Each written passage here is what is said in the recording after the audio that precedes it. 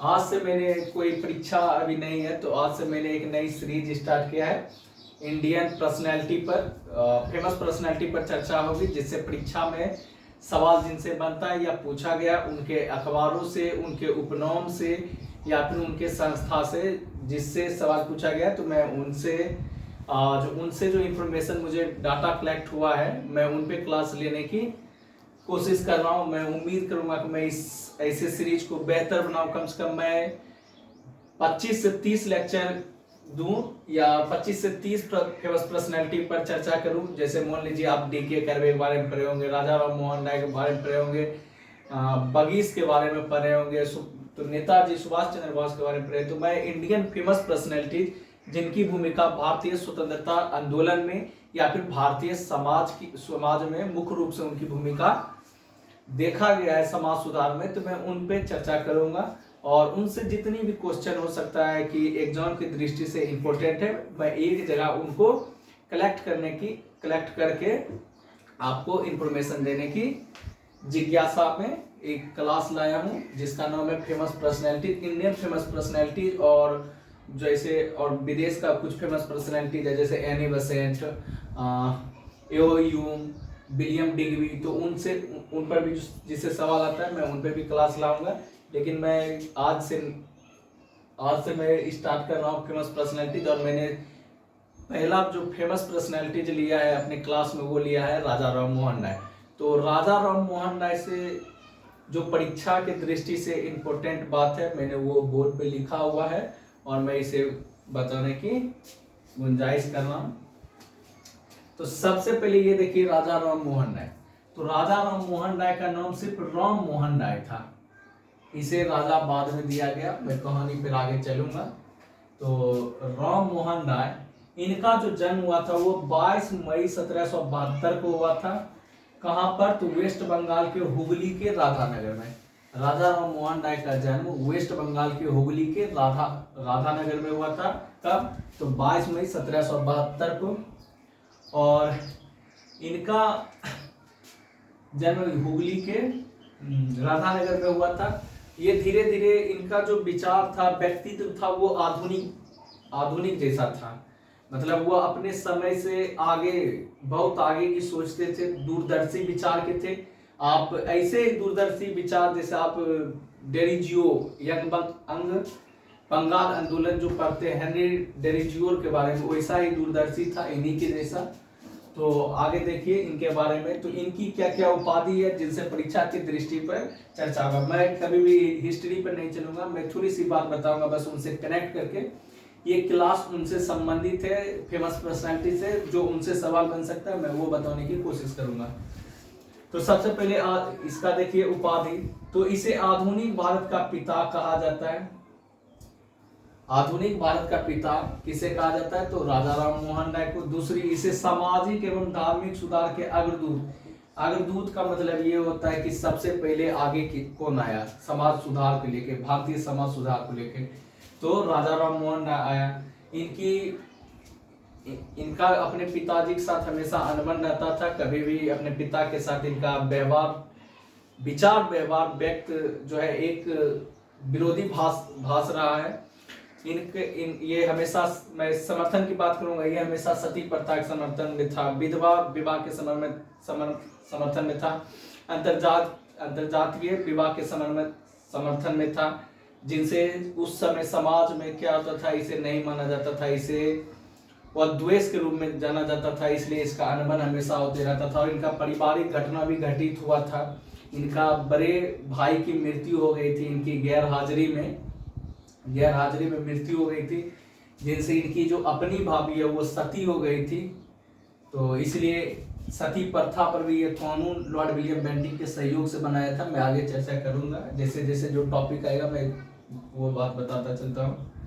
तो सामाजिक धार्मिक सुधार के अग्रदूत के रूप में जाना जाता है। इसे भारत में पत्रकारिता के अग्रदूत भी जाना जाता है। यानी हमारे देश में जो मान लीजिए पत्रकारिता स्टार्ट हुआ, वो चाहे वो संवाद कौमुदी बोल दीजिए, ब्रह्मनिकल मैगजीन बोल दीजिए, प्रिंसेस ऑफ जीसस बोल दीजिए, या फिर तोफात अल मुहिद्दीन, ये सब किसने स्टार्ट किया था? राजा राम मोहन राय। इसे भारत का आधुनिक पुरुष भी कहा जाता है, मैंने इसे लिखा भी है, आधुनिक भारत का पिता, क्योंकि सबसे पहले आधुनिक भारत का पुरुष भी कौन था? राजा राम मोहन राय।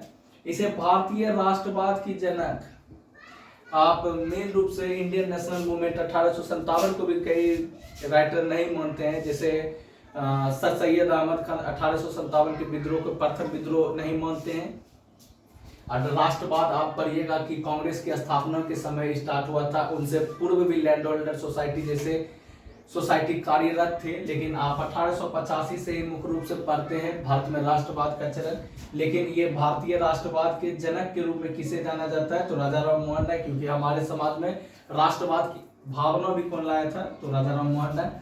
इसे अतीत एवं भविष्य का पुल कहा जाता है, यानी कहने का मतलब ये हमेशा आगे क्या होगा और हमारे साथ क्या हुआ है, इनको जोड़ के हमेशा देखता था, इसीलिए राजा राम मोहन राय को अतीत एवं भविष्य का पुल कहा जाता है। इसे नेताजी सुभाष चंद्र बोस द्वारा, मैंने लिखा है नेताजी, नेताजी किसको बोला जाता है? सुभाष चंद्र को।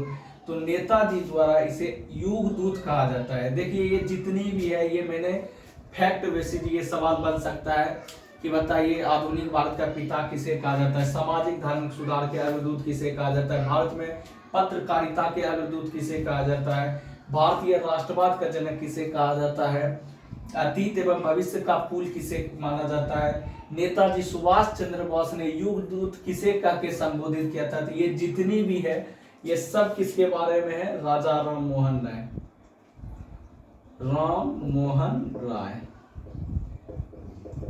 मोहन राय के बारे में। ये जितनी भी बातें ये किसके बारे में? राम मोहन राय में। और कई बार पीसीएस के परीक्षा में इनसे सवाल सीधे सीधे पूछा गया है कि बताइए आधुनिक भारत का पिता किसे कहते हैं, भारत का आधुनिक पुरुष किसे कहा जाता है।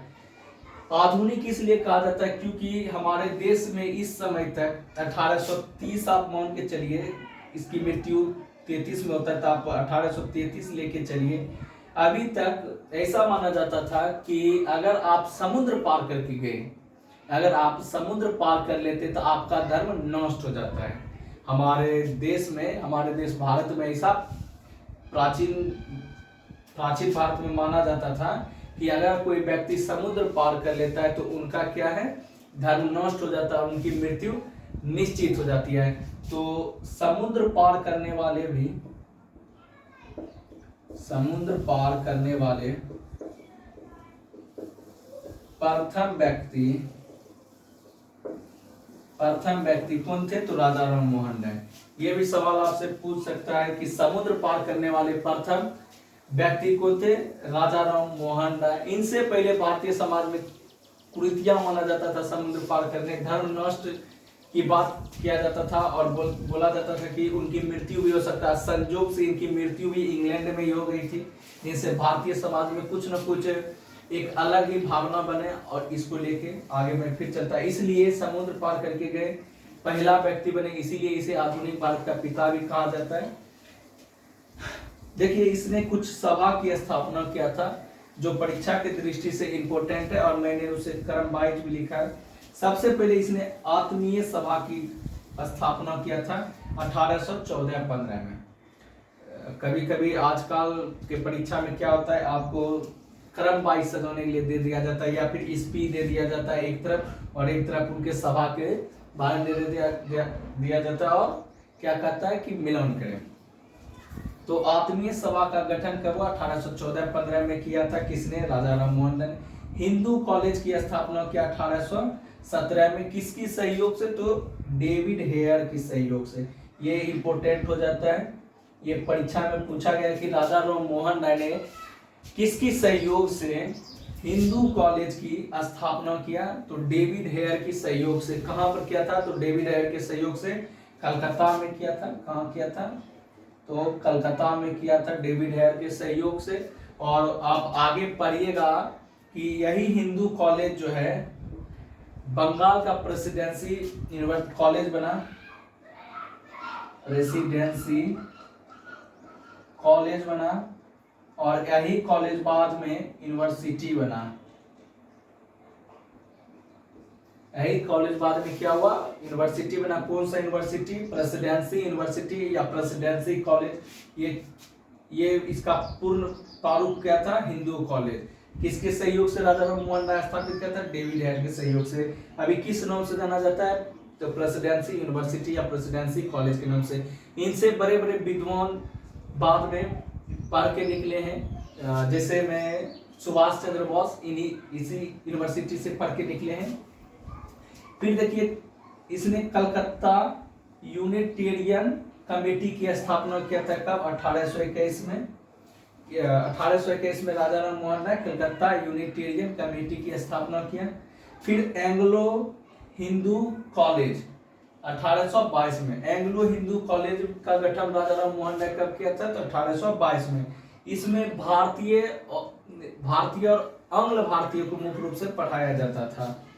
और कलकत्ता यूनिटेरियन कमेटी जिसकी गठन 1821 में किया था राजा राम मोहन राय, इसमें मुख्य रूप से एकेश्वरवाद का इसने समर्थन किया था राजा राम मोहन राय। तो एकेश्वरवाद की पढ़ाई करवाया जाता था कलकत्ता यूनिटेरियन कमेटी में 1821। फिर देखिए वेदांत कॉलेज की स्थापना 1825 में किया है किसने, राजा राम मोहन राय ने। वेदांत कॉलेज की स्थापना राजा राम मोहन राय कब किया, तो 1825 में। फिर ब्रह्म समाज आप पढ़ते हैं कि 1830 में राजा राम मोहन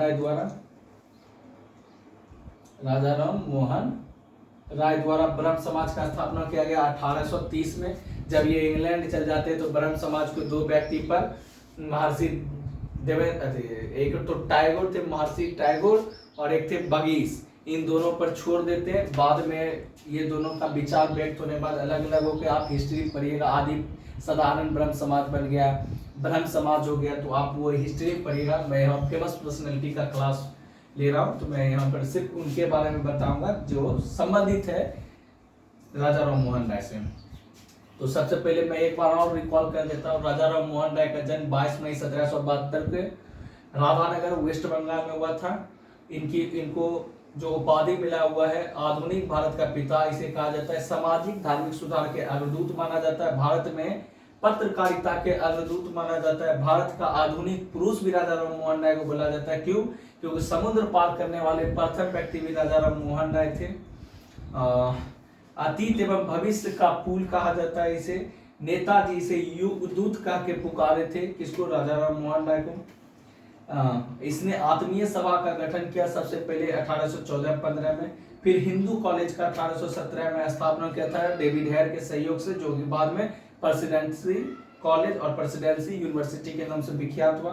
फिर कलकत्ता में यूनिटेरियन कमेटी की स्थापना किया 1821 में, जहाँ एकेश्वरवाद का समर्थन की पढ़ाई किया जाता था। फिर एंग्लो हिंदू कॉलेज जहाँ पर एंग्लो इंडियन को पढ़ाया जाता था 1822 में, उसकी स्थापना किया। फिर वेदांत कॉलेज की स्थापना किया 1825 में। फिर ब्रह्म समाज का स्थापना किया 1830 में।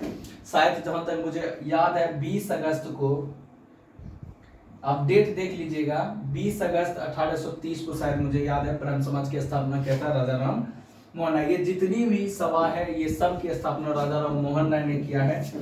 इनके अलावा मैं इनके कुछ पत्रिका के बारे में चलता हूँ। जैसे पहला है तुफात उल मुहब्बदीन, ये फारसी में था। ये किस भाषा में था, ये फारसी में था। और फिर अगला है princess of Jesus. Princess of Jesus जो है ये विलियम डिग्बी, एक नाम याद रखिएगा, डिग्बी द्वारा जो है इसे लंदन में प्रकाशित किया गया था। लंदन में प्रकाशित किया गया, ठीक ना। देखिए विलियम, जब इनके परिवार के साथ राजा राम मोहन राय का अपने परिवार के साथ मुठभेड़ हो गया, मुठभेड़ का यहाँ शब्द कहना गलत होगा, जब उनका अपने पिता के साथ मान लीजिए विचार व्यक्त करने में उनको असमर्था हुई उनके पिता के प्रति, तो उन्होंने घर क्या हुआ, छोड़ दिया। क्योंकि उनके पिता अभी भी समाज की कुरीतियों पर विश्वास करते थे और ये समाज की कुरीतियों से दूर निकल गया। इनका सोच हमेशा दूरदर्शी जैसा था, इसीलिए तो आप इसको इतना उपाधि देके जानते हैं, उपाधि दिया गया है। तो ये क्या किया, तो ये ईस्ट इंडिया कंपनी में नौकरी करने लगे। किस पद पर? तो दीवान के पद पर। तो ईस्ट इंडिया कंपनी में किसके दीवान थे? तो विलियम डिग्बी के दीवान थे। और डिग्बी ने ही इसकी किताब लंदन में प्रकाशित किया था। कौन? Princess of Jesus. इसमें ईसाई धर्म के बारे में बताया गया। फिर देखिए ब्रह्मनिकल मैगजीन इसने निकाला था, ये इंग्लिश में था। ये देखिए मैं जो परीक्षा में पूछा गया कि कौन सी भाषा इंग्लिश फारसी में थी, वो मैंने लिख दिया है। तो ब्रह्मनिकल मैगजीन का किस भाषा में थी? इंग्लिश में। फिर मिरातुल अखबार, मिरातुल अखबार बहुत ज्यादा बार परीक्षा पूछा गया है। मिरातुल अखबार जो है प्रथम फारसी अखबार है भारतीयों द्वारा। सीधा सीधा पूछेगा कि किस भाषा, प्रथम फारसी अखबार भारतीय द्वारा कौन निकाला गया? तो मिरातुल अखबार राजा राम मोहन राय द्वारा निकाला गया था। मिरातुल अखबार ये किस भाषा में था? तो फारसी भाषा में। ये भारतीयों द्वारा प्रथम फारसी अखबार था।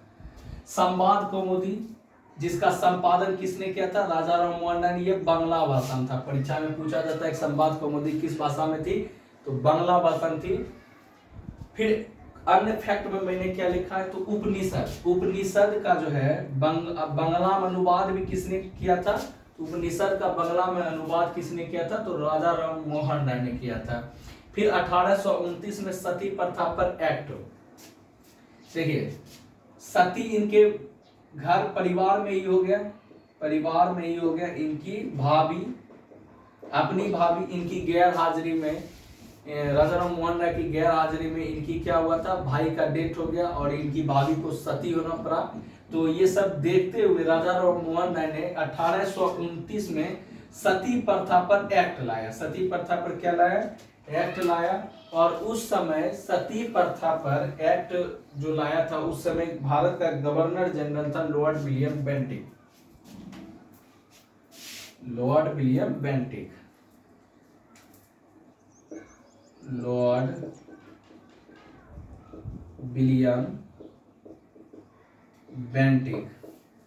और अगर भारतीय पूछेगा तो राजा राम मोहन राय। तो आप याद रखिएगा, ये सवाल कई बार पूछा गया कि सती प्रथा पर रोक किसने लगाया है? तो लॉर्ड विलियम बेंटिक ने। कब? तो 1829 में। लेकिन भारतीय पूछ देगा कि किस भारतीय के प्रयास से लॉर्ड विलियम बेंटिक ने सती प्रथा पर प्रतिरोध लगाया? तो राजा राम मोहन राय के सहयोग पर। इसके बाद देखिए कहानी क्या होता है। इसके बाद 1831 में मुगल सम्राट अकबर द्वितीय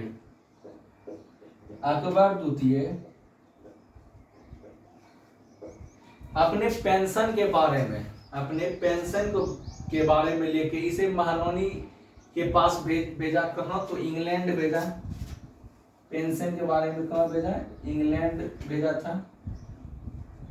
तो इंग्लैंड भेजने के क्रम में इसे राजा की उपाधि दिया था। इसे राजा की उपाधि दिया था। उसने कहा था कि जाइए आप मेरी तरफ से जो है पेंशन का बात कीजिएगा महारानी से। देखिए क्या बोला जाता है, ईस्ट इंडिया कंपनी मेरे साथ रवैया सही नहीं अपना रहा है। तो इसको राजा की उपाधि देके भेजा था। कौन? अकबर द्वितीय। तो परीक्षा में पूछ लिया जाता है कि राजा राम मोहन राय को राजा की उपाधि किसने दिया था, या राम मोहन राय को राजा की उपाधि किसने दिया था? तो अकबर द्वितीय ने दिया था। मैं पहले ये आप उतार लीजिए, मैं फिर कुछ इनके बारे में बताता हूं। तो आप इसका पहले नोट डाउन करें, स्क्रीनशॉट ले। देखिए मैं इधर मिटा रहा हूं ताकि आपको और फैक्ट इनके बारे में जो है मैं थोड़ा सा बताऊं।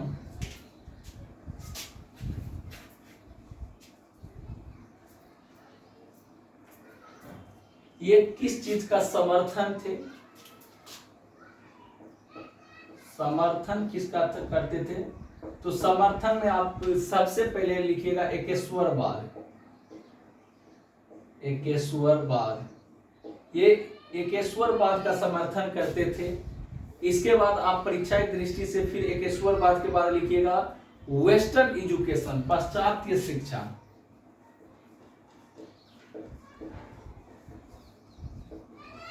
वेस्टर्न एजुकेशन, पाश्चात्य शिक्षा, जिसे उस समय आधुनिक शिक्षा कहा जाता था,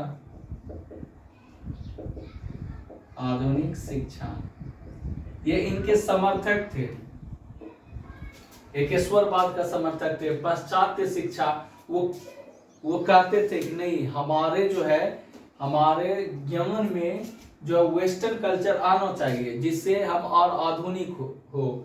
लेकिन कई व्यक्ति, आप आगे पढ़िएगा दयानंद सरस्वती के बारे में, वो क्या वेद पर ज्यादा फोकस किया था, आधुनिक शिक्षा को नहीं अपनाया था। और इसी वेस्टर्न कल्चर को लेके जो है बाद में ब्रह्म समाज टूटता भी है, आप हिस्ट्री में पढ़िएगा। तो ये सबसे ज्यादा जो पूछा जाता है परीक्षा में, ये समर्थक किसके थे, तो एकेश्वरवाद का और पाश्चात्य शिक्षा का। विरोधी किसका था, विरोधी भी आप देखिए, तो विधवा पुनर्विवाह, तो विरोधी किसका था, तो ये सती प्रथा के विरुद्ध था। अब इसे सती प्रथा मुख्य रूप से याद रखिएगा, सती प्रथा। देखिए ये क्वेश्चन अगर पूछेगा किसका समर्थन था, किसका विरोधी था, तो आप हमेशा निगेटिव जो वर्क हुआ है हमारे समाज में, पीछे आप मान लीजिए प्राचीन भारत में पढ़े ही होंगे, या प्राचीन भारत में, वो ऐसे भी क्वेश्चन से पकड़ लीजिएगा। जो भी निगेटिव वर्क है, कोई भी उसको बड़ा व्यक्ति सपोर्ट नहीं करेगा, और जो मान लीजिए पॉजिटिव वर्क है, वो जो फेमस पर्सनैलिटीज है, वो हमेशा सपोर्ट करेगा। तो आप ऐसे भी बना लीजिएगा। बस मैंने ये दो लिख दिया क्योंकि ये पूछा जाता है कि पाश्चात्य शिक्षा का समर्थन किसने किया था, तो राजा राम मोहन राय। एकेश्वरवाद का समर्थन किसने किया था, राजा राम मोहन। सती प्रथा का सबसे ज्यादा विरोध किसने किया था, राजा राम मोहन राय ने। इसीलिए लॉर्ड विलियम बेंटिंक ने इनके कहने पर 1829 में एक्ट भी लाया था। ये कई भाषा जैसे बांग्ला, हिंदी, फारसी, गुजराती, मराठी,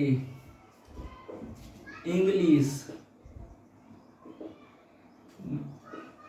इस तरह से लगभग इंडियन एंड फॉरिजन लैंग्वेज मिला के 10 से 11 भाषा का ज्ञान था इसे। राजा राम मोहन राय का व्यक्तित्व आप यहीं से लगा सकते हैं कि सोच लीजिए, उन्हें उस समय 10 से 12 भाषा की ज्ञान था। वो सभी धर्मों के पुस्तक पढ़ चुके थे, तभी तो उसने ईसाई मिशनरी पर भी बात किया था, प्रिंसेस ऑफ जीसस में। तो मैंने जितना भी फेमस पर्सनैलिटी राजा राम मोहन राय से जितनी भी क्वेश्चन बनने की संभावना थी, उनके उपाधि से, उनके जन्म से, उनके मृत्यु से, मृत्यु के बारे में मैं बता देता हूँ। मृत्यु हुआ था उनका 27 सितंबर 1833 को। 27 सितंबर 1833 में इसकी मृत्यु हो गई थी, मृत्यु हो गई। इसका कारण क्या था, मृत्यु का कारण क्या था, रीजन, तो उसे मस्तिष्क ज्वार हो गया था। याद रखिएगा, अगर पूछ लेगा कि राजा राम मोहन राय की मृत्यु किस बीमारी के कारण हुआ था, तो मस्तिष्क ज्वार के कारण हुआ था। कहां पर, तो इंग्लैंड में, इंग्लैंड में। और इनकी मृत्यु इंग्लैंड में हुई। इससे भारतीय समाज में और भ्रम पैदा हो गया था कि हाँ उसने समुद्र पार किया था, इसलिए। तो राजा राम मोहन राय से जितने भी क्वेश्चन बन सकता था परीक्षा की दृष्टि से पूछा गया, और यह पूछे जाने की संभावना है, मैंने वो सब बात जो है इस चैप्टर में व्याख्या कर दिया है। मैं इसी तरह 30-40 कम से कम फेमस पर्सनैलिटी पर सीरीज लाऊंगा। और अगर आपको ये मेरी वीडियो अच्छा लगे तो लाइक एंड सब्सक्राइब करें, और मैं इसी तरह से वीडियो नॉलेजेबल बनाते जाऊंगा, जिससे आपको एग्जाम की दृष्टि से बेनिफिट मिले। क्योंकि ये फेमस पर्सनैलिटी सिर्फ सीरीज ये नहीं है कि आप इनके बारे में जानिए, मैं फेमस पर्सनैलिटी में उसी को इंक्लूड करूंगा जिससे परीक्षा में पूछा गया। और ये जितने भी फैक्ट आप देखिएगा किसी न किसी पीसीएस में पूछा ही पूछा गया। धन्यवाद।